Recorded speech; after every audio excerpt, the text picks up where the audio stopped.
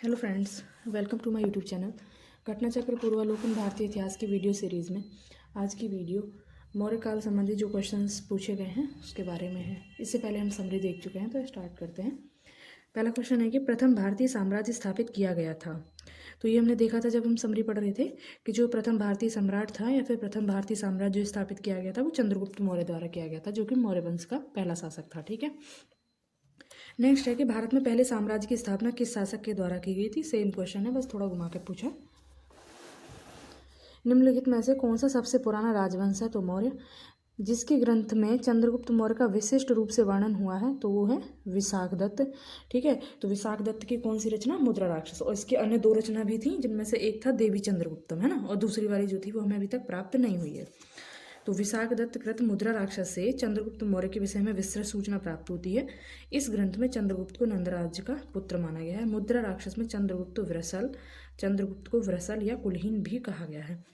तो इसमें हमने मतलब जब समरी पढ़ी थी तो क्या क्या समझा था कि जो विशाखदत्त की मुद्रा राक्षस है इसके बारे में हमें दो तीन चीज़ याद रखनी है। एक तो मुद्रा राक्षस की रचना किसने की, किसके काल में हुई, और तीसरा ये कि इसने भी मतलब जो चंद्रगुप्त मौर्य को कई सारे अन्य विद्वानों की तरह ये माना है कि ये क्षत्रिय तो नहीं था ये निम्न कुल से ही। ठीक है। अब है कि यूनानी लेखक जस्टिन द्वारा किसे सैंड्रोकोट्स कहा गया। तो यूनानी लेखक जस्टिन द्वारा किसे कहा गया सैंड्रोकोट्स? तो वो कहा गया चंद्रगुप्त मौर्य को। ठीक है। William Jones. अब इसमें सैंड्रोकोट्स के बारे में सबसे पहले पता किसने लगाया था? तो वो पता लगाया था विलियम जोन्स ने। यानी विलियम जोन्स ने साक्ष्य के आधार पर ये मतलब सब पता लगाया कि भाई ये जो साक्ष्य हैं ये उस काल के राजा रहे होंगे, यानी मौर्य काल के, जिसका नाम था सैंड्रोकोट्स, यानी चंद्रगुप्त मौर्य को नाम दिया उसने सैंड्रोकोट्स। ठीक है। तो विलियम जोन्स जो पहले विद्वान थे जिन्होंने सैंड्रोकोट्स की पहचान मौर्य शासक चंद्रगुप्त मौर्य से की। एरियन तथा प्लूटार्क ने चंद्रगुप्त मौर्य को एंड्रोकोट्स के रूप में वर्णित किया, जबकि जस्टिन ने सैंड्रोकोट्स और सिकंदर महान की भेंट का उल्लेख किया है। तो जस्टिन ने सैंड्रोकोट्स और इसने प्लूटार्क और एरियन ने एंड्रोकोट्स। सैंड्रोकोट्स से चंद्रगुप्त की पहचान किसने की थी? तो अभी देखा हमने विलियम जोन्स ने। ठीक है। नेक्स्ट है कि निम्न में से किसने सैंड्रोकोट्स और सिकंदर महान की भेंट का उल्लेख किया? अभी हमने देखा जस्टिन ने। कौटिल्य किसके प्रधानमंत्री थे? तो चंद्रगुप्त मौर्य के, है ना। कौटिल्य जिनका अन्य नाम क्या है? विष्णुगुप्त और चाणक्य। और इनकी रचना अर्थशास्त्र। चाणक्य अपने बचपन में किस नाम से जाने जाते थे? तो विष्णुगुप्त से। ठीक है। और इसमें यही सब दिया है, इसमें ऐसा कुछ है नहीं इसकी समरी में। तो नेक्स्ट क्वेश्चन पर आगे बढ़ते हैं। चाणक्य का अन्य नाम अभी हमने देखा विष्णुगुप्त। फिर है कि कौटिल्य की पुस्तक अर्थशास्त्र किस विषय पर आधारित है? बहुत सिंपल क्वेश्चन है। ये शासन नीति से संबंधित है, तो इसमें से शासन कला के सिद्धांत और अभ्यास। ठीक है। और इसमें विदेश नीति ये सब भी था। तो उपयुक्त में से कोई नहीं और उपयुक्त में से एक से अधिक। जब राजा है उसके शासन के बारे में बात कर रहे हैं तो आर्थिक संबंध वगैरह ये सारी चीज़ें होंगी, और मेन अगर पूछता तो ये लगाते, लेकिन इसमें ये सारे विषय शामिल हो जाते हैं लगभग। धन संचय को अगर छोड़ दें तो ये दोनों तो आ ही जाएंगे, तो इसलिए एक से अधिक इसमें ऑप्शन है, इस वजह से इसका आंसर होगा ई। कौटिल्य का अर्थशास्त्र है, तो कौटिल्य का अर्थशास्त्र क्या है? शासन के सिद्धांतों की पुस्तक। ठीक है। अब है कि निम्न में से राजा के सप्तांग सिद्धांत के अनुसार राज्य का 7वां अंग कौन सा है? तो मित्र। 7वां अंग मित्र है, ये मतलब याद रखना है। क्रम में याद रहे तो ज़्यादा अच्छा है, लेकिन मित्र के बारे में पूछ रखा है तो ये हमें अच्छे से याद होना चाहिए कि ये 7वां अंग है। ठीक है। अगर सातों हमें क्रम से याद हो तो वेरी गुड। नेक्स्ट, कौटिल्य के अर्थशास्त्र में किस पहलू पर प्रकाश डाला गया है? तो अभी हमने देखा ये राजनीतिक नीतियाँ या शासन के नियम इत्यादि। कौटिल्य अर्थशास्त्र के अनुसार निम्नलिखित में से कौन से सही हैं? न्यायपालिका के परिणाम स्वरूप कोई व्यक्ति दास हो सकता है। न्यायिक दंड के परिणाम स्वरूप, यानी किसी व्यक्ति ने कोई अपराध किया और न्यायपालिका उसे सजा सुनाए कि आज से तुम्हें दास के रूप में कार्य करना पड़ेगा। तो क्या ये पॉसिबल था? तो हाँ ये था। मतलब जो कौटिल्य का अर्थशास्त्र है वो लिख रहे हैं। और देखो जब इस समय एक चीज़ का मतलब तुरंत याद आनी चाहिए कि जो ये दास व्यवस्था है इसको लेके हमने जब समरी पढ़ी थी तो क्या पढ़ा था कि जो मैगस्थनीज है उसने मना किया था कि यहाँ दास प्रथा नहीं थी। और उस टाइम पे इस बात का मतलब जिक्र किया था कि कौटिल्य अपनी रचना अर्थशास्त्र में इस बात का उल्लेख करते हैं कि मतलब एक तरीके से अपरोक्ष रूप से कह लो, भाई वो दासों के बारे में अगर कुछ नियम कानून बता रहे हैं तो इसीलिए तो बता रहे हैं कि दास प्रथा यहाँ पर थी। तो कौटिल्य के अर्थशास्त्र से पता चलता है कि यहाँ दास व्यवस्था थी, जबकि मेगस्थनी जो है अपनी पुस्तक इंडिका में मना कर रहे हैं कि यहाँ दास व्यवस्था नहीं थी। ठीक है, ये लाइन वहाँ पे इसकी समरी में हमने पढ़ी थी। स्त्रीदास अपने मालिक के संसर्ग से पुत्र जनन पर कानूनी तौर पर मुक्त हो जाती थी। यानी जो अगर स्त्रीदास है कोई राजा की, कोई राजा है और उसकी जो दासी है उसने उसके साथ मतलब संबंध बनाए और उससे उसका पुत्र अगर उसके मतलब उसके पुत्र जो है जन्म लेता है तो वो दासी नहीं रहेगी। ठीक है, ऐसा मतलब इस स्टेटमेंट का मतलब ये है। अब है कि यदि स्त्री दास का मालिक उस स्त्री से पैदा हुए पुत्र का पिता हो तो उस पुत्र को मालिक का पुत्र होने का कानूनी हक मिलता है। तो ऐसा नहीं है, मतलब कि उसे दास व्यवस्था से तो छुटकारा मिल सकता है कानूनी तौर पर कि वो दास नहीं रहेगी, लेकिन वो जो उसका पुत्र होगा उसको मतलब एक पिता का अधिकार नहीं मिलेगा। ये जो राजा है वो उसको कानूनी तौर पर अपना पुत्र नहीं उसको स्वीकार करेगा। ठीक है, अर्थशास्त्र के तीसरे अधिकरण के 65वें प्रकरण में दास कल्प अध्याय है। इसके अनुसार न्यायिक दंड के परिणाम स्वरूप किसी व्यक्ति को दास बनाया जा सकता है। स्त्री दास को अपने मालिक से संसर्ग से संतान होने पर स्त्री और बच्चा दोनों को दासता से मुक्त हो जाने का प्रावधान था, परंतु बालक को पिता के पुत्र होने का कानूनी हक नहीं मिलता था। ठीक है, निम्नांकित में से किसकी तुलना मैकियावेली के प्रिंस से की जा सकती है? तो कौटिल्य का अर्थशास्त्र, ये जब समरी पढ़ी थी जब देखा था, है ना, तो मैकियावेली है उनकी रचना है प्रिंस। ऐसे ही कौटिल्य की जो रचना है अर्थशास्त्र, इसकी तुलना इससे की जाती है। ठीक है, नेक्स्ट है कि किसके शासनकाल में डीमेकस भारत आया था? डायमेकस भी लिखा होता है कहीं कहीं, जैसे ये जो लिखा है ऐसा डायमेकस भी लिखा होता है या डीमेकस लिखा है, तो ये किसके काल में आया था? बिंदुसार के काल में। ठीक है, और एंटियोकस डायमेकस ये सब आए थे, हमने पढ़ा था, सीरिया के राजदूत, मिस्र के राजदूत, ये सब जो थे। तो स्ट्रैबो के अनुसार सीरिया के राजा एंटियोकस ने डीमेकस नामक अपना एक राजदूत बिंदुसार की राजसभा में भेजा था। यह मेगास्थनीज के स्थान पर आया था। तो जो एंटियोकस है ना, मतलब ये राजदूत नहीं था, ये सीरिया का राजा था, लेकिन अन्य और भी मतलब कई राजदूत आए थे, एक दो, जो उनका नाम याद नहीं आ रहा। समरी जब देखी थी उस टाइम हमने पढ़ा था, तो देख लेना एक बार। तो जो डायमेकस है ये किसका राजदूत था? एंटियोकस का। और एंटियोकस कहाँ का राजा था? सीरिया का। ठीक है, तो ये बिंदुसार के राज दरबार में आता है। और बिंदुसार चंद्रगुप्त के मौर्य के बाद का राजा है बिंदुसार, फिर उसके बाद आएगा अशोक। बिंदुसार के शासनकाल में अशोक ने अवंती महाजनपद जीतकर बिंदुसार के शासनकाल में अशोक ने अवंती महाजनपद जीतकर मौर्य साम्राज्य में मिला लिया था। इसका उल्लेख किस ग्रंथ में है? तो इसका उल्लेख है बुद्धघोष की समंत पासादिका। ठीक है, ये थोड़ा ना ऐसा डीपली सा हो जाता है क्वेश्चन, वैसे तो ऐसे तो बहुत सारे फैक्ट्स हो जाएंगे कि किस ग्रंथ के अनुसार उसकी ये विजय है, वो है जो पूछ लिए हैं PYQ में, वो तो याद करने ज़रूरी हैं, बाकी हर चीज़ तो नहीं याद की जा सकती इस तरीके से, है ना। पाटलिपुत्र में स्थित चंद्रगुप्त का महल मुख्यतः किसका बना था? तो ये जब हम पढ़ रहे थे तब देखा था और उस चीज़ पर अच्छे से फोकस भी किया था। कुम्भलहार वाली जो जगह थी वहाँ से क्या मिला था? उसके राजा प्रसाद यानी उसका महल, और जो दूसरी जगह थी बुलंदी बाग, वहाँ से नगर के अवशेष, और जो अवशेष मिले हैं उनसे पता चलता है कि वो लकड़ी का बना हुआ था उसका जो महल था, है ना। तो कुम्भलहार से राजा का महल और बुलंदी बाग से नगर के साक्ष्य। तो और ये दोनों जगह कहाँ पड़ती हैं? तो बिहार में पड़ती हैं, पटना में। ठीक है, तो पाटलिपुत्र में स्थित चंद्रगुप्त का महल मुख्यतः किसका बना था? लकड़ी का। किस प्राचीन नगर के अवशेष कुम्भलहार स्थल से प्राप्त हुए हैं? तो पाटलिपुत्र की राजधानी थी ना, तो पाटलिपुत्र के तो अवशेष प्राप्त हुए हैं कुम्भलहार से, अभी जस्ट हमने पढ़ाई है।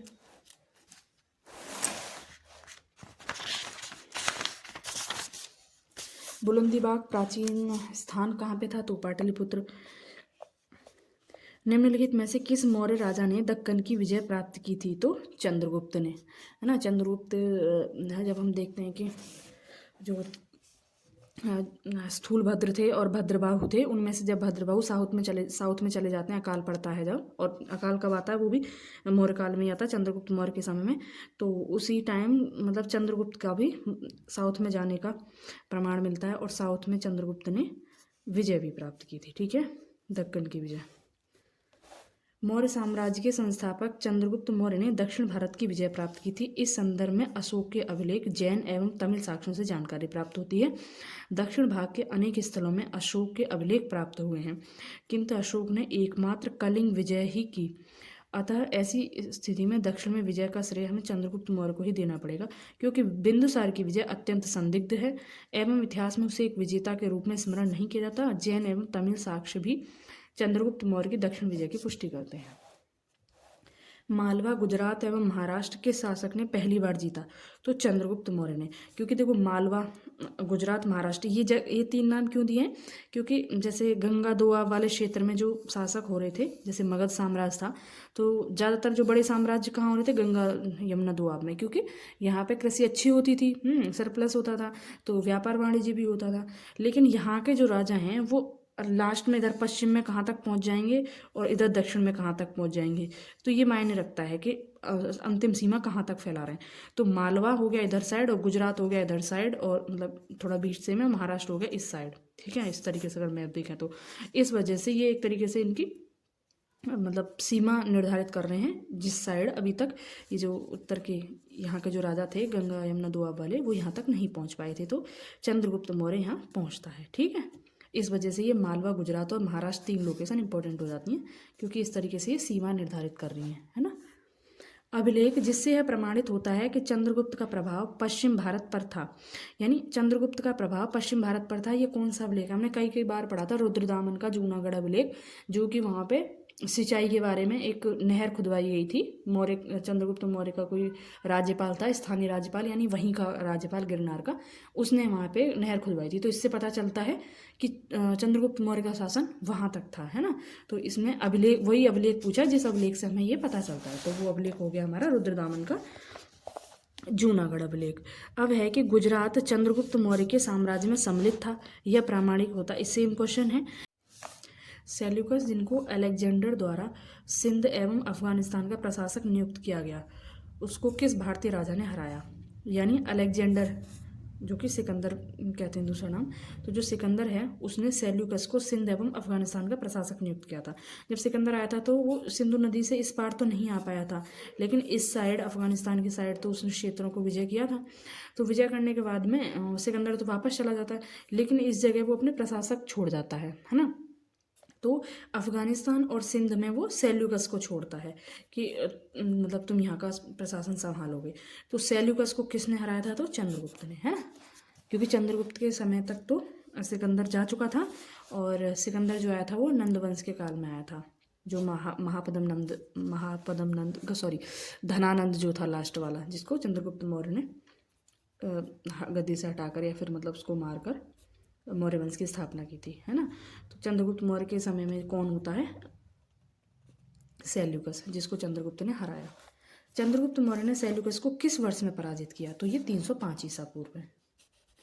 ठीक है, 323 ईसा पूर्व में ये गद्दी पर बैठा था चंद्रगुप्त मौर्य, मतलब इसने मौर्य साम्राज्य की स्थापना की थी, और 305 ईसा पूर्व में इसने सेल्यूकस को हराया। अब अच्छा, ये 28 क्वेश्चन है कि दिया गया मानचित्र संबंधित है, तो ये मानचित्र जो है किस राजवंश से संबंधित है। देखो ये सारे अभी तक हमने पढ़े नहीं है ना, तो इस तरीके से तो अभी यहाँ समझ पाना मुश्किल है, लेकिन अभी यहीं पे दे दिया ये क्वेश्चन, तो एक बार तो समझ लेते हैं। देखो इतना समझो कि मौर्य काल में ना सबसे ज़्यादा मतलब साम्राज्य विस्तार जो था वो मौर्य काल में सबसे ज़्यादा था, उसके बाद में गुप्त काल में, फिर उसके बाद मतलब जैसे जैसे हम आगे बढ़ते जाएंगे ना, मौर्य काल में पीक पर था अगर साम्राज्य विस्तार की बात करें तो, उसके बाद धीरे धीरे घटता जाता है, और वर्धन जो साम्राज्य है ये हर्ष वाला, ये और भी काफ़ी कम रह जाता है, यहाँ कन्नौज के आसपास वाला एरिया से मट के रह जाता है। ठीक है, तो ये जो सबसे बड़ा हमें दिख रहा है कि पूरा इंडिया से ही कवर हो गया, बस ये कलिंग बचा, और कलिंग जो है अशोक वाला, अशोक जीत लेता है तो कलिंग भी विजय कर लेता है, और दक्षिण में भी यहाँ तक आ पहुंचा, और इधर साइड ईरान से जाके सीमा मिल रही है। ठीक है, तो ये इतना बड़ा साम्राज्य किसका हो गया, किसका हो सकता है, तो ये मौर्य शासनकाल का हो सकता है। बाकी समझ लिया कि मौर्य के बाद में जैसे जैसे आगे साम्राज्य आएंगे, वो अपने आप में तो बड़े होंगे, यानी जो तत्कालीन जो राजा होंगे उन सब में तो वो बड़े होंगे, लेकिन पिछले वालों से उनका जो साम्राज्य विस्तार होगा वो छोटा होगा, है ना। तो मौर्य साम्राज्य सबसे बड़ा होगा, और ये सबसे बड़ा ही दिख रहा है, जरा सा बचता है, तो इसलिए मौर्य साम्राज्य। अब मौर्य से जो भी राजा समय दे रखा है वो अशोक से उसके शासनकाल के अंतिम समय, ठीक है। हालांकि उसने कलिंग पे भी विजय प्राप्त कर ली थी। अब है कि किसने सहिष्णुता, उदारता और करुणा के त्रिविध आधार पर राजधर्म की स्थापना की थी? तो अशोक ने। जब कलिंग का जो युद्ध में वो देखता है कि काफ़ी ज़्यादा नरसंहार हुआ है, तो उसका हृदय द्रवित हो उठता है, और इस तरीके से वो फिर बाद में इस तरफ सहिष्णुता, उदारता और करुणा इसके आधार पर राजधर्म की स्थापना करने की ओर रुख अपनाता है, ठीक है। निम्न में से कौन सा क्षेत्र अशोक के साम्राज्य में सम्मिलित नहीं था? तो श्रीलंका। बिहार, कलिंग, अफगानिस्तान है ना, तो कलिंग भी है, ये उड़ीसा वाला कलिंग वाला एरिया है, जो यहाँ पे ऐसा कुछ प्लस करके छोड़ रखा है। श्रीलंका अशोक के साम्राज्य में स्थित नहीं था। अशोक के द्वितीय शिलालेख से स्पष्ट होता है कि भारत में अशोक का अधिकार चोल, पांड्य, सत्यपुत्र, केरल पुत्र को छोड़कर सर्वत्र था, क्योंकि इन राज्यों को प्रत्यंत या सीमावर्ती राज्य कहा गया है। अशोक के निम्नलिखित अभिलेखों में से किसमें दक्षिण भारतीय राज्यों का उल्लेख हुआ है? तो द्वितीय मुख्य शिलालेख में। तो किस शिलालेख में क्या हुआ है ये हमें याद करने हैं, और कुछ मतलब वो तो जरूरी याद करने हैं जो कि क्वेश्चन में पूछे गए हैं।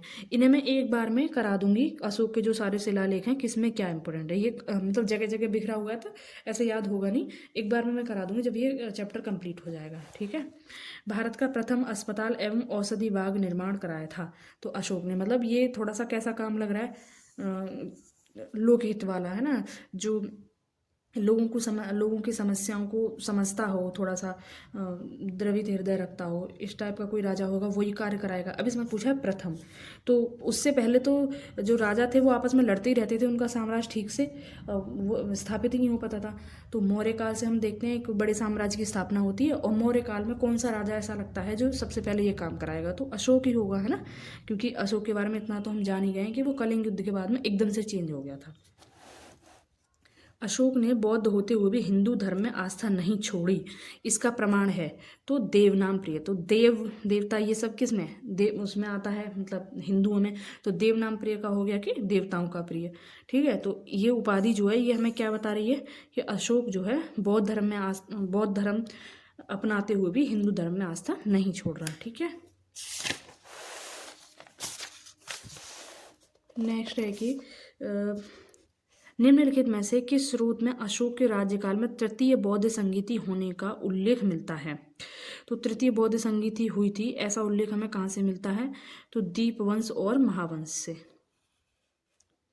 सिंगली अनुश्रुतियों, देखो पहले तो ये जब आया था, जब भी बताया था कि ये पता होना चाहिए दीपवंश और महावंश हैं कहाँ की रचना, ये तो ये श्रीलंका की हैं, और बौद्ध धर्म के बारे में कुछ बातें बताती हैं। तो सिंगली अनुश्रुतियों, दीपवंश और महावंश के अनुसार अशोक के राज्यकाल में पाटलिपुत्र में बौद्ध धर्म की तृतीय संगीति हुई थी। चारों संगीति हमने याद करी थी, और किस किस राजा के टाइम में हुई थी वो भी याद किया था, और कौन कौन उनके अध्यक्ष थे वो भी याद किया था, है ना। और इसकी अध्यक्षता किसने की थी? मोगलीपुत्र ने। अशोक के शासनकाल में बौद्ध सभा किस नगर में आयोजित की गई थी? Same question, Pataliputra. अब है कि निम्नलिखित मौर्य शासक बौद्ध धर्म के अनुयायी थे? तो कौन से मौर्य शासक? चंद्रगुप्त तो नहीं था, है ना, तो अशोक और दशरथ, और इसके बारे में हमने काफ़ी पढ़ा है। अशोक ने भी 12 बार की कुछ पहाड़ियाँ दान में दी थी बौद्ध भिक्षुओं को, और दशरथ के बारे में हमने देखा कि 12 की कुछ नागार्जुन की पहाड़ियाँ जो थी वो बौद्ध भिक्षुओं को दान में दी थी। ये वाला फैक्ट तो हमने पढ़ा ही था, तो इसी से हम अब यहाँ पे दो ऑप्शन दिए, तो इनका तो हमें अच्छे से पता ही है, भले इनका ना पता हो तो आराम से क्वेश्चन कर आज का आंसर कर सकते हैं। क्या आंसर होगा? डी, रज्जुक थे, है ना। तो अब ये यूपीपीसीएस में पूछा हुआ है, इस तरीके का यूपीएससी में काफ़ी पूछते हैं कि रज्जुक का मतलब क्या है। तो रज्जुक क्या एक पद था मौर्य काल में? तो रज्जु का मतलब क्या है? जो जिलाधिकारी का होता है ना, तो न्याय का, राजस्व का, इस सब का। तो ये अब इसमें पूछा कि रज्जुक थे, तो ये मौर्य शासन में अधिकारी, इसमें सिर्फ इतना पूछा है। अब रज्जुक में ये भी पूछ सकता है ना, मौर्य शासन में जो रज्जुक थे उनका क्या कार्य था, ठीक है। अभी इतना पूछा है तो इसके बारे में हमें पूरा पता होना चाहिए। अशोक के अभिलेख रज्जुक नामक अधिकारी का उल्लेख है अशोक के अभिलेखों में, ठीक है। अपने चौथे स्तंभ लेख में अशोक रज्जुकों में पूर्ण विश्वास प्रकट करते हुए कहता है कि जिस प्रकार माता पिता योग्य धात्री के हाथों में बच्चे को सौंपकर आश्वस्त हो जाते हैं, उसी प्रकार मैंने ग्रामीण जनता के सुखों के लिए रज्जुकों की नियुक्ति की है। रज्जुकों की स्थिति आधुनिक जिलाधिकारी जैसी थी, जिसे राजस्व तथा न्याय दोनों क्षेत्र में अधिकार प्राप्त थे। अब देखो सार्थवाह पूछ लिया इसमें, तो सार्थवाह कौन है? तो व्यापारियों का जो काफिला था उसका मुखिया सार्थवाह है ना। अब इसमें है कि निम्नलिखित में से कौन सा अधिकारी मौर्य प्रशासन का भाग नहीं था। अब इसका मतलब ये है कि हमको ये सारे ही पता होने चाहिए। तो इनमें से कौन सा अधिकारी मौर्य प्रशासन का भाग नहीं था? तो अग्रहारिक, ये रज्जुक, प्रादेशिक, युक्त। ये देखो अब इसकी डिटेल पढ़ लेते हैं। युक्त रज्जुक तो हमने देख ही लिया, और बाकी ये दोनों का क्या काम था। अशोक के लेख में उसके प्रशासन के कुछ महत्वपूर्ण पदाधिकारियों के नाम मिलते हैं। अशोक के तृतीय शिलालेख में 3 पदाधिकारियों के नाम मिलते हैं, युक्त, रज्जुक और प्रादेशिक। तो युक्त ये जिले के अधिकारी होते थे, जैसे आयुक्त है ना, तो उसी तरीके से हम थोड़ा सा रिलेट करके याद रख सकते हैं। युक्त और रज्जुक तो हमने काफ़ी अच्छे से याद किया है। और प्रदेश से बना है प्रादेशिक, मतलब एक मंडल प्रदेश का कुछ मुखिया। ये जिले के अधिकारी होते थे जो राजस्व वसूल करते थे। रज्जुक ये पहले केवल राजस्व विभाग का ही कार्य करते थे, किंतु बाद में उन्हें न्यायिक अधिकारी प्रदान किया गया। प्रादेशिक यह मंडल का प्रधान अधिकारी था। वह वर्तमान में संभागीय आयुक्त की तरह था। इसे न्याय का भी कार्य करना पड़ता था। देखो मौर्य काल के और गुप्त काल के जो ये पद है ना, इनके नाम पता होने चाहिए और उनका क्या काम है वो पता होना चाहिए। और दूसरा जो एक पूछ लेता है इधर जो शिवाजी की अष्टप्रधान सेना थी उसके बारे में, वो आगे आएगा अभी। तो कुछ वंश से संबंध कुछ जो राजाएं हैं मतलब जो शासन काल रहा है कुछ राजाओं का, उनमें कैसे कैसे पद होते थे, उनका क्या क्या कार्य होता था, वो मतलब क्वेश्चन किसी किसी के हर राजवंश के नहीं, किसी किसी राजवंश के ये जो पद हैं और उनके जो कार्य हैं ये महत्वपूर्ण हो जाते हैं। जैसे कि मौर्य का, गुप्त का, शिवाजी वाला, और एक साउथ में मिहिर भोज वगैरह करके उनका। सारनाथ स्तंभ का निर्माण किया था तो अशोक ने किया था, है ना। तो सारनाथ वाला हम काफ़ी बार पढ़ते हैं। तो इसका वो जो सिंह 4 शेर वाला जो है ना, वो यहीं से लिया है हमने। सारनाथ स्तंभ का निर्माण अशोक ने कराया था। इस स्तंभ के शीर्ष पर सिंह की आकृति बनी है जो शक्ति का प्रतीक है। इस प्रतिकृति को भारत सरकार ने अपने प्रतीक चिन्ह के रूप में लिया है। यह स्तंभ मौर्य युगीन वास्तुकला का सबसे अच्छा उदाहरण है। मौर्य युगीन सभी स्तंभ चुनार के बलुआ पत्थरों से निर्मित है। ये चीज़ पहले भी अंडरलाइन कराई थी कि सभी स्तंभ, है ना, ऐसा लग सकता है कि सभी तो नहीं होंगे लेकिन सभी हैं। तो मौर्य युगीन सभी स्तंभ चुनार के बलुआ पत्थरों से निर्मित है। निम्नलिखित में से किसे सर्वश्रेष्ठ स्तूप मानते हैं? तो सर्वश्रेष्ठ स्तूप कौन सा है? सांची। और ये किसने बनवाया था? अशोक ने, है ना। और ये भी अशोक से संबंधित है, और ये भी जो अमरावती है ये सातवाहनों से संबंधित है। सातवाहन कहाँ के शासक थे? तो आंध्र प्रदेश वाले क्षेत्र के, ठीक है। सांची का स्तूप किस शासक ने बनवाया? अशोक ने। सांची का स्तूप किसने बनवाया? अशोक ने। विश्व प्रसिद्ध पर्यटन स्थल सांची का प्राचीन नाम यह भी है, काकड़ाम। तो सांची का दूसरा नाम है काकड़ाम।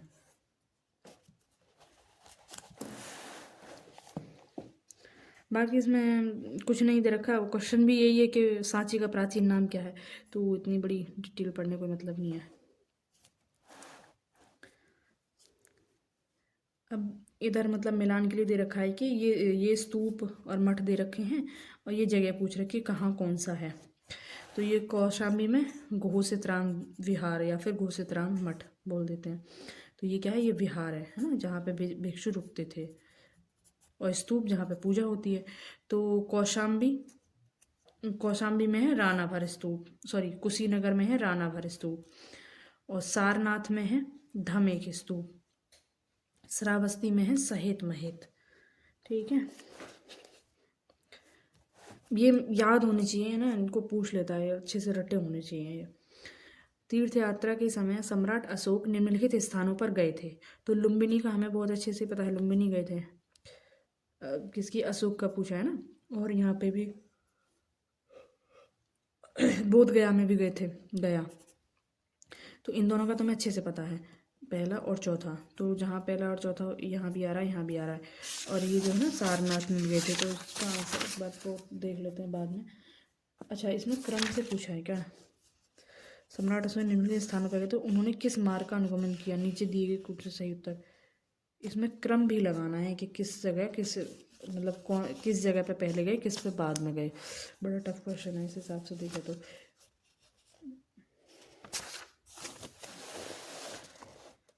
तो देखो यहाँ दे रखा है, अभिलेखीय साक्ष्यों के आधार पर बौद्ध धर्म ग्रहण करने के उपरांत अशोक ने आखिर तथा विहार यात्राओं को रोक दिया था। उनके स्थान पर धर्म यात्राओं को प्रारंभ किया। वह महात्मा बुद्ध के चरण चिन्हों से पवित्र हुए स्थानों में राज्याभिषेक के 10 वर्ष बाद कहाँ गए, बोध गया। तो ये हमें कहाँ से पता चलता है, 8वें शिलालेख से। 8वें शिलालेख से पता चल रहा है कि 10 वर्ष बाद वो बोध गया गए और 20 वर्ष बाद वो रोमिंदेई गए, और ये रोमिंदेई अभिलेख से पता चलता है। तो इतिहासकार विंसेंट आर्थर स्मिथ ने अपनी पुस्तक Ashoka the Buddhist emperor of India, इसके 7वें अध्याय का नाम है the Indian legend of Ashoka. तो विंसेंट आर्थर स्मिथ ने अपनी पुस्तक में बताया है कि अशोक की धम्म यात्राओं का क्रम इस प्रकार है। पहले वो लुम्बिनी गए, फिर कपिलवस्तु, फिर बोध गया। ठीक है, और यहाँ पे जो हमने देखा इसमें पहले बोध गया और फिर लुम्बिनी या फिर रोमिंदेई, एक ही बात है। तो इसमें उल्टा दे रखा है और बीच में कपिलवस्तु भी आ गया। तो पहले लुम्बिनी, कपिलवस्तु, बोध गया, सारनाथ, कुशीनगर और श्रावस्ती। अशोक के शिलालेख में प्रयुक्त भाषा, तो हालांकि भाषा और भी है, हमने देखी थी इधर, लेकिन इसमें मेन प्राकृत है। अशोक का इतिहास हमें मुख्यतः उसके अभिलेख से ही ज्ञात होता है। उसके अभिलेख का विभाजन 3 वर्गों में किया जाता है, शिलालेख, स्तंभलेख, गुहालेख। शिलालेख 14 विभिन्न लेखों का एक समूह है जो 8 भिन्न भिन्न स्थानों से प्राप्त होते हैं। ये स्थान है शाहबाजगढ़ी, मानसेरा, कालसी, गिरनार, धौली, जौगड़, एरागुड़ी तथा सोपारा। अशोक के अधिकांश अभिलेख प्राकृत भाषा एवं ब्राह्मी लिपि में लिखे गए हैं। केवल 2 अभिलेख शाहबाजगढ़ी एवं मानसेरा की लिपि ब्राह्मी न होकर खरोष्टी है। तक्षशिला से आर्मेयिक लिपि में लिखे गए। एक भग्न अभिलेख शरेकुना नामक स्थान से यूनानी तथा आर्मेयिक लिपियों में लिखा गया। द्विभाषी यूनानी एवं सीरियाई भाषा अभिलेख तथा लंगमान नामक स्थान से आर्मेयिक लिपि में लिखा गया अशोक का अभिलेख प्राप्त हुआ। कुल मिला के बहुत सारी भाषाएं आर्मेयिक लिपि में लिखा हुआ, और यूनानी और सीरियाई भाषा तो हो गई यूनानी, सीरियाई, प्राकृत, और लिपि कई सारी हो गई, ब्राह्मी लिपि, खरोष्टी लिपि, आर्मेयिक लिपि। तो लेकिन सर्वाधिक प्राकृत भाषा और ब्राह्मी लिपि। निम्नलिखित में से कौन सा अशोककालीन अभिलेख खरोष्टी लिपि में है। तो खरोष्टी लिपि वाले पश्चिम वाले थे, जो पाकिस्तान वाले, शाहबाजगढ़ी और एक था मानसेरा। तो इसमें शाहबाजगढ़ी दे रखा है, तो आंसर होगा सी। नेक्स्ट है कि पत्थर पर प्राचीनतम शिलालेख किस भाषा में थे। तो अभी जस्ट हम देख ही रहे हैं, जो शिलालेख हैं पत्थर पे वो कौन करा रहा है, अशोक, और अशोक की भाषा प्राकृत। ब्राह्मी लिपि का प्रथम उदाचन किस पर उत्कीर्ण अक्षरों से किया गया। तो पत्थरों की पट्टियों पर। यानी ब्राह्मी लिपि का पहली बार जो पढ़ा गया वो कहाँ से पढ़ा गया, तो जो पत्थरों पर लिखी गई थी ब्राह्मी लिपि, है ना। अशोक के शिलालेखों को सर्वप्रथम किसने पढ़ा था, तो जेम्स प्रिंसेप ने। अब है कि अशोक के अभिलेखों को सर्वप्रथम, सेम क्वेश्चन, ब्राह्मी लिपि को सर्वप्रथम जेम्स प्रिंसेप, एक ही बात है, मतलब अशोक के अभिलेख पढ़ने का मतलब है ब्राह्मी लिपि पढ़ना। अशोक के शिलालेख को पढ़ने वाला प्रथम अंग्रेज, सेम क्वेश्चन, जेम्स प्रिंसेप। सम्राट अशोक के राजाधीशों को सबसे पहले विकूटन या डिसाइफर, वही पढ़ने, इसका मतलब होता पढ़ना, तो वो जेम्स प्रिंसेप। मौर्य साम्राज्य के पेशावर के निकट उत्तर पश्चिम भाग में अशोक के शिलालेख थे खरोष्टी लिपि में, इससे पहले अभी हमने देखा। वह स्थान जहाँ प्राग अशोक ब्राह्मी लिपि का पता चलता है, तो अनुराधापुर। तो अनुराधापुर से सबसे पहले पता चलता है ब्राह्मी लिपि के बारे में। तो सॉरी, जो प्राग ब्राह्मी लिपि, प्राग मतलब पुरानी वाली, तो प्राग अशोक ब्राह्मी 4वीं शताब्दी ईसा पूर्व लिपि का पता श्रीलंका स्थित अनुराधापुर से चलता है। कुछ और स्थानों के अभिलेख से इस प्रकार की लिपि के साक्ष्य मिलते हैं, पेपरहवा, सोहगौरा और महास्थान। ठीक है, तो ब्राह्मी लिपि है, ब्राह्मी लिपि में भी जो पुरानी वाली है उस लिपि के सबसे पहले जो साक्ष्य मिलते हैं वो कहाँ से मिलते हैं, श्रीलंका के अनुराधापुर से। ठीक है, नेक्स्ट है कि प्राचीन भारत में निम्नलिखित में से कौन सी एक लिपि दाईं से बाईं ओर, यानी हम नॉर्मल कैसे लिखते हैं, इधर बाएं से और दाएं, और ऐसे उल्टी कौन सी लिपि लिखी जाती थी, खरोष्टी। जब समरी पढ़ी थी तब देखा समझा था इसके बारे में। अब है कि निम्नलिखित में से प्राचीन भारत की कौन सी लिपि दाहिने से बाईं ओर लिखी जाती है। सेम क्वेश्चन फिर से, खरोष्ठी लिपि। अशोक का अपने शिलालेखों में सामान्यतः जिस नाम से उल्लेख हुआ है तो वो हुआ है प्रियदर्शी या फिर देवनाम प्रिय।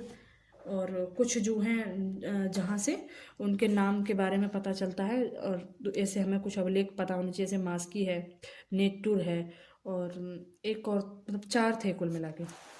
ऑप्शन होगा तो मुझे देख के याद आ जाएगा। अपने शिलालेखों में अशोक सामान्यतः किस नाम से जाने जाते हैं, तो प्रियदर्शी। अभिलेखों में किस शासक का उल्लेख प्रियदर्शी एवं देवनाम प्रिय के नाम से है, तो अशोक।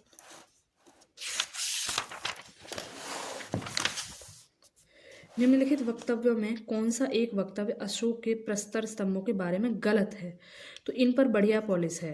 देखो ये बड़ा मतलब कॉमन सा क्वेश्चन है, इतना ऐसा लग नहीं रहा कि ये ऐसा हो नहीं सकता, ये अखंड है, ये पता होना चाहिए भाई। इसमें कुछ चीज़ें तो ऐसी हैं जिन्हें हम आराम से कर सकते हैं, और लेकिन ये स्तंभ के बारे में अगर डिटेल में थोड़ा पढ़ा होगा ये तभी हो पाएगा क्वेश्चन, क्योंकि इसमें एक गलत पूछा है, यानी 3 तो सही हैं।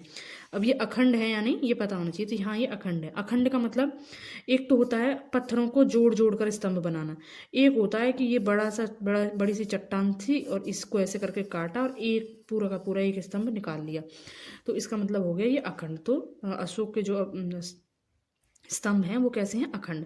स्तंभों का शेफ्ट सुंडाकार है, मतलब जैसे हाथी की सूंड होती है उस तरीके से है, तो ये भी ठीक है। ये स्थापत्य संरचना के भाग हैं, तो ये वाला इसमें गलत है। स्थापत्य संरचना का भाग का मतलब ये होता है कि जैसे कुछ महल किले इस तरीके के कुछ स्थापत्य संरचना बनाई गई और उसमें वो स्तंभ लगाए गए, तो वो उसका भाग हो जाएंगे। लेकिन हम देखते हैं कि ये जो स्तंभ थे ये किसी महल वगैरह के तो नहीं थे, ये कहाँ थे, ये स्वतंत्र रूप से मतलब एक स्तंभ लगा दिया। इसका मतलब ये नहीं है कि वहाँ पे कोई अवसंरचना स्थापित की जाएगी, एक स्तंभ लगा दिया बस, तो वो इसके स्थापत्य संरचना के भाग नहीं कहलाए जाएंगे।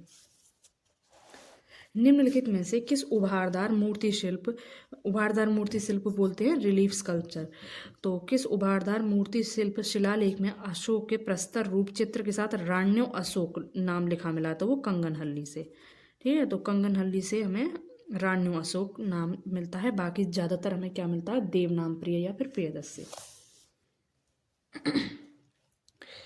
निम्नलिखित में से किसी एक अभिलेख में अशोक के व्यक्तिगत नाम का उल्लेख है, तो मास्की।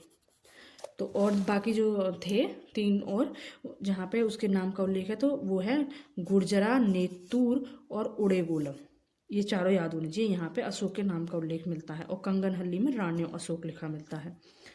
तो गुर्जरा, नेतुर, उड़ेगोलम, मास्की तो है ही। और भ्राबू अभिलेख में अशोक अपने आप को क्या बताता है, राजा बताता है।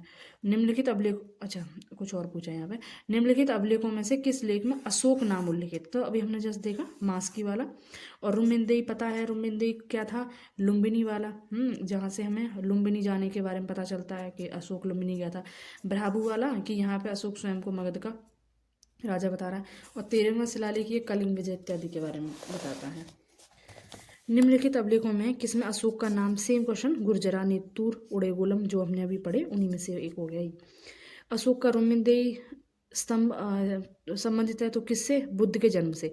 तो बुद्ध का जन्म हुआ था ना लुम्बिनी में, उसी का लुम्बिनी रुमिंदेई सेम से लग रहा है, ऐसे करके याद कर लेना। तो रुमिंदेई से संबंधित है, और अशोक का रुमिंदेई स्तंभ बुद्ध के जन्म से संबंधित है। और इससे ये भी पता चलता है कि अशोक ने यहाँ पे विजिट की थी और जो कर जो है कुछ माफ़ कर दिया था, भोग कर को माफ़ कर दिया था, और भू राजस्व को 1/6 से 1/8 कर दिया था। गुर्जरा लघु शिलालेख जिसमें अशोक का नाम उल्लेख किया गया कहाँ स्थित है, तो गुर्जरा कहाँ है, मध्य प्रदेश के दतिया जिले में है ना। केवल वह स्तंभ जिसमें अशोक ने स्वयं को मगध का सम्राट बताया तो वो भ्राबू। ठीक है, कालसी प्रसिद्ध है, तो कालसी भी क्या है, अशोक के शिलालेख के लिए प्रसिद्ध है। तो अशोक के शिलालेख के लिए ये उत्तराखंड में पड़ता है। जब इसके बारे में पढ़ रहे थे ना, कालसी आया था पीछे, ने बताया था, तो वही चीज़ यहाँ पे लिखी है। उत्तराखंड में सम्राट अशोक के शिलालेखों की एक प्रति कहाँ मिली है? सेम क्वेश्चन, कालसी में। अब है कि अशोक के प्रमुख शिलालेखों के स्थान और वह स्थान जिस राज्य में है। तो धौली कहाँ है? अच्छा, इसमें पूछा है कि कितने युग्म सही हैं। देखो, ये धौली, एरागुड़ी, जौगड़, कालसी, ये सब पीछे आए हुए हैं, तो इनके हमें स्थान पता होने चाहिए। और ये इससे क्वेश्चन भी बना है 2022 में। तो इसमें पूछा है कि कितने क्वेश्चन सही हैं। तो कालसी, देखो अगर पीछे के क्वेश्चन करे होंगे तो ये वाला आराम से हो जाता, जो जैसे ये पीसीएस वगैरह में जस्ट अभी पूछा है, ये कब पूछ रखा है? यूपी लोअर पीसीएस में, है ना। तो कि कालसी कहाँ है, तो कालसी का पता चल गया कि कालसी कहाँ है। जौगड़ भी कहीं एक दो बार पूछा है, तो जौगड़ कहाँ पड़ता है? ये उड़ीसा में पड़ता है। तो ये दोनों तो गलत हो गए। अब ये दोनों बचते हैं। धौली मतलब एक जगह है, वहाँ पे शायद मंदिर वगैरह को लेके भी हम धौली का नाम पढ़ते हैं आर्ट एंड कल्चर में, तो वो हमें समझ में आ जाएगा कि ये धौली उड़ीसा से है। एर्रागुड़ी नाम अगर इसकी भाषा देखें तो उससे हमें लग रहा है कि ये आंध्र प्रदेश से होगा, हालांकि बहुत टफ है, लेकिन ये दो तो हम एक दो तो हम कर सकते हैं। ये धौली वाला कर सकते हैं, और काल से अगर पीछे का पड़ा हो तो ये भी कर सकते हैं। तो इसमें पूछा है कि कौन सा सही है, तो सही कौन सा हो गया? एक तो धौली वाला सही हो गया, और ये मतलब स्टार्टिंग के दोनों सही हो गए। अब है कि निम्नलिखित में से अशोक का कौन सा शिलालेख धार्मिक संश्लेषण के बारे में बात करता है? तो धार्मिक संश्लेषण के बारे में 12वां शिलालेख, और 13वां कलिंग युद्ध के बारे में। अशोक का 12वां शिलालेख कहता है कि सभी संप्रदायों के सार तत्व में वृद्धि हो, क्योंकि सबका मूल संयम ही है।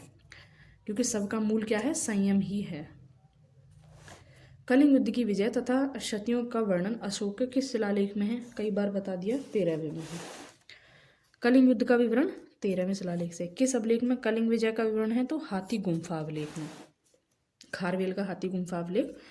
खारवेल के हाथी गुम्फा अभिलेख में नंद राजा द्वारा कलिंग विजय कर यहाँ से ले जाई गई जिन प्रतिमा का खारवेल द्वारा वापस लाने का उल्लेख मिलता है, ध्यातव्य है कि अशोक की कलिंग विजय का उल्लेख अशोक के 13वें बृहद शिलालेख में है। तो नंद राजा द्वारा कलिंग विजय का उल्लेख मिलता है हाथी गुम्फा से, और अशोक द्वारा कलिंग विजय का उल्लेख मिलता है 13वें शिलालेख से। अशोक के निम्न अभिलेखों में से पूर्ण रूपेण धार्मिक सहिष्णुता के प्रति समर्पित, तो ये अभी जस्ट हमने देखा 12वां।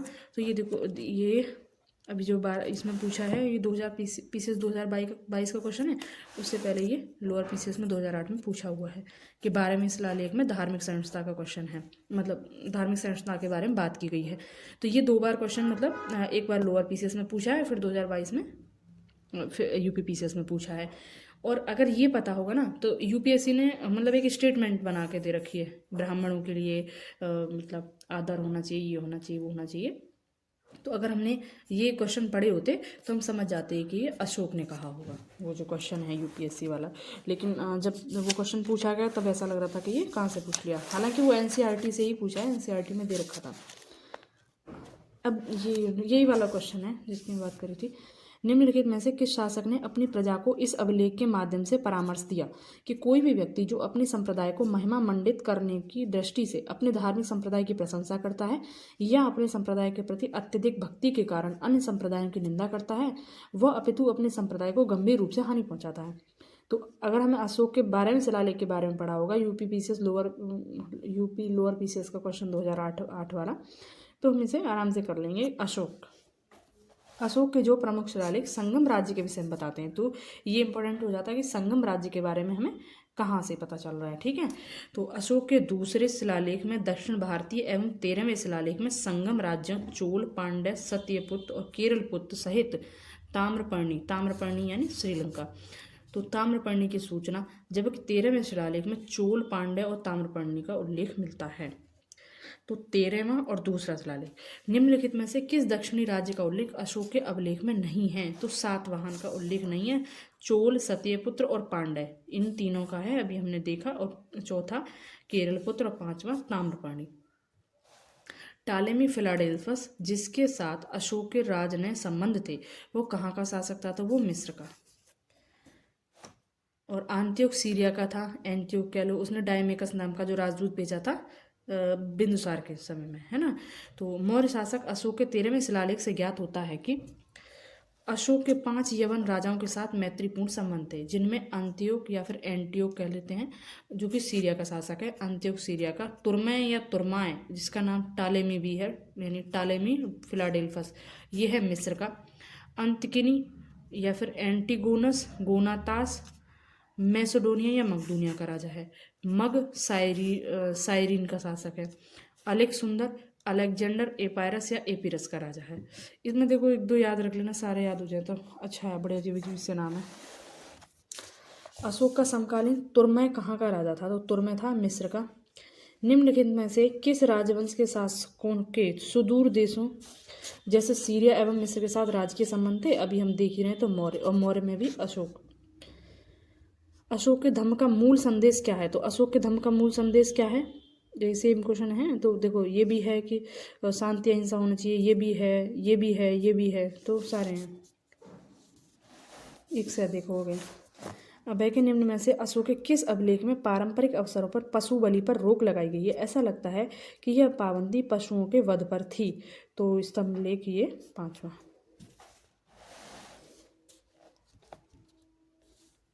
अशोक के प्रथम शिलालेख में पशु बलि निषेध के संदर्भ में लेख इस प्रकार हैं कि यहाँ कोई जीव मारकर बलि न दिया जाए और न कोई उत्सव किया जाए। पहले प्रियदर्शी राजा की पाकशाला में प्रतिदिन सैकड़ों जीव मांस के लिए मारे जाते थे, लेकिन अब इस अभिलेख के लिखे जाने तक सिर्फ 3 पशु प्रतिदिन मारे जाते हैं, 2 मोर 1 मृग। इसमें भी 5वें स्तंभ लेख के अनुसार अशोक द्वारा राज्याभिषेक के 26वें वर्ष निम्नलिखित जीवों का वध निषिद्ध किया गया। तो इतने सारे जीवों को वध निषिद्ध कर दिया उसने। अब इसमें यानी हमें पहला भी लग सकता है और 5वां भी, तो इसमें आंसर 5वां माना है। पहले में भी तो जीव हत्या को रोका ही है एक तरीके से। निम्नलिखित प्राचीन भारतीय अभिलेखों में से कौन सा एक खाद्यान्न को देश में संकट काल में उपयोग हेतु सुरक्षित रखने के बारे में प्राचीनतम शाही आदेश है? ये कई बार देखा है हमने, सोहगोरा, और ये कहाँ पड़ता है? गोरखपुर जिले में। तो गोरखपुर जिले से प्राप्त सोहगोरा ताम्रपत्र अभिलेख और बोगरा जिले यानी बांग्लादेश से प्राप्त महास्थान अभिलेख, तो एक तो महास्थान अभिलेख और एक सोहगोरा ताम्रपत्र अभिलेख, तो ये दोनों अभिलेख जो हैं इनकी रचना अशोककालीन प्राकृत भाषा में हुई है और इन्हें ईसा पूर्व 3वीं सदी की ब्राह्मी लिपि में लिखा गया है। ये अभिलेख अकाल के समय किए जाने वाले राहत कार्यों के संबंध में हैं। इस काल की पुष्टि जैन स्रोतों से होती है। अशोक ने कलिंग को मौर्य साम्राज्य में जोड़ लिया था, क्योंकि कलिंग दक्षिण भारत को जाने वाले स्थलीय एवं समुद्री मार्गों को नियंत्रित करता था। जब ये मैप था अभी पीछे, तो उसमें बताया था कि कलिंग कहाँ पे पड़ रहा है ना, तो ये भी उसमें मतलब हमने ये भी देखा है कि कलिंग विजय से संबंधित 13वां शिलालेख है। और फिर यहाँ ये भी पढ़ा है कि कलिंग के बाद में ही अशोक एकदम से परिवर्तित होता है, यानी कलिंग की तो उसने विजय की थी, और कलिंग कहाँ है? इस जगह उड़ीसा में है ना। तो अब ये कहाँ पड़ रहा है ना, दक्षिण में जाने के लिए यहाँ से जा सकते हैं, समुद्री व्यापार कर सकते हैं, ये सब। तो इसमें जो पूछा है क्वेश्चन कथन कारण में दोनों ही सही हैं, यानी अशोक ने कलिंग को मौर्य साम्राज्य में जोड़ा था और उसका कारण था कि कलिंग जो है दक्षिण भारत को जाने वाले स्थलीय एवं समुद्री मार्गों को नियंत्रित करता था। मौर्यकालीन शासकों ने धार्मिक आधार पर भू अनुदान नहीं दिया था। धार्मिक आधार पर भू अनुदान यानी भूमि का दान देना धार्मिक आधार पर, क्योंकि भू अनुदान के विरुद्ध कृषकों ने विद्रोह किया था। तो धार्मिक आधार पर भूमि दान का प्रथम साक्ष्य मौर्योत्तर युगीन राजवंश सातवाहन के समय के एक अभिलेख से प्राप्त होता है। ये चीज़ इंपॉर्टेंट है। सबसे पहले भूमि अनुदान कहाँ से स्टार्ट होता है? तो सातवाहन के काल से। मौर्यकालीन शासकों ने धार्मिक आधार पर कोई भूमि दान स्वरूप नहीं दी थी, और सबसे ज़्यादा ये भूमि दान वाले जो साक्ष्य है ना, मतलब भूमि दान की जो प्रक्रिया है ये कहाँ ज़्यादा बढ़ती है? तो ये गुप्त काल में ज़्यादा बढ़ती है, और सबसे पहले शुरुआत के जो साक्ष्य मिलते हैं वो सातवाहन से मिलते हैं। प्रसिद्ध यूनानी राजदूत मेगास्थनीज भारत में किसके दरबार में आया था? तो वेरी इजी, चंद्रगुप्त मौर्य। इसकी पुस्तक भी पता है, इंडिका, है ना। नेक्स्ट है कि मेगास्थनीज किसका दूत था? तो सेल्यूकस का। किसके शासनकाल में मेगास्थनीज भारत आया? चंद्रगुप्त मौर्य। मौर्य समाज का 7 वर्गों में विभाजन का विशेष रूप से उल्लेख किसने किया? इसी ने, जो अभी हम पढ़ रहे हैं, मेगास्थनीज। ठीक है। और 7 जो श्रेणी बताई वो कौन सी? दार्शनिक, कृषक, पशुपालन, कारीगर, योद्धा, निरीक्षक एवं सभासद। मेगास्थनीज ने भारतीय समाज को कितनी श्रेणियों में विभाजित किया? तो 7 में। निम्नलिखित में से किस स्रोत में उल्लिखित है कि प्राचीन भारत में दास्तां नहीं थी? तो ये मेगास्थनीज की उसमें है और उस रचना का नाम है इंडिका। मौर्य समाज का विभाजन 7 वर्गों में विशेष तौर पर उल्लिखित है, अभी हम पढ़ के ही आ रहे हैं मेगास्थनीज की इंडिका में। मौर्य काल में टैक्स को छुपाने के लिए इनमें से क्या दंड था? ये हमने पढ़ा था कि बहुत कठोर दंड था, मृत्यु दंड तक था, है सॉरी मृत्यु दंड तक था, है ना। तो आंसर हो गया ए। वह स्रोत जिसमें पाटलिपुत्र के प्रशासन का वर्णन उपलब्ध है? तो पाटलिपुत्र का किसमें है? इंडिका में। निम्नलिखित में से कौन स्रोत मौर्य के नगर प्रशासन का विस्तृत विवरण करता है? तो मेगास्थनीज की इंडिका। देखो, मौर्यों के नगर प्रशासन का विस्तृत विवरण पूछा है तो ये मेगास्थनीज की इंडिका करेगी। हालांकि इन सब में भी है, लेकिन मुख्य रूप से ये जो है इंडिका, ये वही बता रही है कि मौर्य साम्राज्य ऐसा है उसके बारे में। ये सब शासन कैसा होना चाहिए उसके बारे में बात कर रहे हैं, है ना। तो विशाखदत्त जो है, विशाखदत्त का मुद्रा राक्षस, ये भी चंद्रगुप्त मौर्य की विजय इत्यादि के बारे में बता रहा है। अशोक का अभिलेख, ये राजा के आदेश हैं जनता के लिए एक तरीके से। तो नगर का प्रशासन मेगास्थनीज की इंडिका से संबंधित। मेगास्थनीज की पुस्तक का नाम क्या है? इंडिका। इंडिका का मूल लेखक मेगास्थनीज। इंडिका का लेखक कौन था? मेगास्थनीज। इंडिका का लेखक कौन था? मेगास्थनीज। वर्तमान नगर पालिका प्रशासन का कौन सा कार्य मौर्य काल से जारी है? जन्म एवं मृत्यु का पंजीकरण, है ना। तो मौर्य युग में नगरों का प्रशासन नगर पालिकाओं द्वारा चलाया जाता था, जिसका प्रमुख नागरिक या प्रमुख्य होता था। मेगास्थनीज ने पाटलिपुत्र के नगर परिषद की 5-5 सदस्यों वाली 6 समितियों, यानी 30 सदस्यों वाली समिति का उसने वर्णन किया, जिसमें 5-5 सदस्यों की 6 समितियां होती थी, जिसमें जो तीसरी समिति थी वो जन्म मृत्यु पंजीकरण का हिसाब रखती थी। दिख रहा होगा, ठीक है। नेक्स्ट है कि मौर्य नरेशों के बारे में निम्न में से कौन सा कथन सही है? उन्होंने किस चीज़ का विकास किया? तो संस्कृति, कला व साहित्य, सोने के सिक्के, प्रांतीय विभाजन, हिंदू कुश तक साम्राज्य। देखो सोने के सिक्के सबसे पहले किसने चलाए? ये बहुत बहुत ज़्यादा जाना पहचाना कह सकते हैं, मतलब बहुत बार पूछा गया क्वेश्चन है ये, तो ये हमें पता होना चाहिए कि सोने के सिक्के सबसे पहले किसने जारी किए थे। तो सोने के सिक्के सबसे पहले यवन जो शासक थे उन्होंने जारी किए थे। तो अगर ये पता हो कि बी गलत है तो बी यहाँ भी है, बी यहाँ भी है, बचता है ए, और ए के साथ में एक ये वाला है सी और डी। तो ये हमने देखा अभी मैप जब देखा था बड़ा सा, उसमें कहाँ तक उनका साम्राज्य विस्तार था? ईरान तक टच हो रहा था। तो ये वाला भी सही है। अब बचता है ये, वैसे तो ये याद आ जाएगा, 5 प्रांत पढ़े थे हमने और 5 प्रांत की अलग अलग राजधानी थी, तो ये दोनों तो अच्छे से पता ही हैं, और इसका पता है कि ये गलत है, तो आंसर हमारा इसमें निकल के आएगा डी। तो जो 5 प्रांत हैं वो हैं उत्तरापद, जिसकी राजधानी थी तक्षशिला, अवंतीरट, कलिंग, दक्षिणापद, प्राच्य या पूर्वी प्रदेश, ठीक है। भाग एवं बलि क्या थे? कर थे, और वो राजस्व के स्रोत थे। मौर्य काल में भूमि कर, जो कि राज्य की आय का मुख्य स्रोत था, किस अधिकारी द्वारा एकत्रित किया जाता था? तो सीता अध्यक्ष। सीता से कृषि याद रखना। मौर्य काल में सीता अध्यक्ष कृषि भूमि का अध्यक्ष था, वही भूमि कर वसूलने का कार्य करता था, जबकि अग्रोनोमोई या फिर एग्रोनोमोई जिले के अधिकारियों को कहा जाता था, ठीक है। एग्रीकल्चर से कनेक्ट करके एग्रोनोमोई नहीं करना है, इसका आंसर सीता अध्यक्ष है। तो एग्रोनोमोई या फिर अग्रोनोमोई किसे कहा जाता था? तो जिले के अधिकारियों को। शुल्काध्यक्ष विभिन्न प्रकार के व्यवसाय एवं व्यापार पर कर वसूलता था, है ना।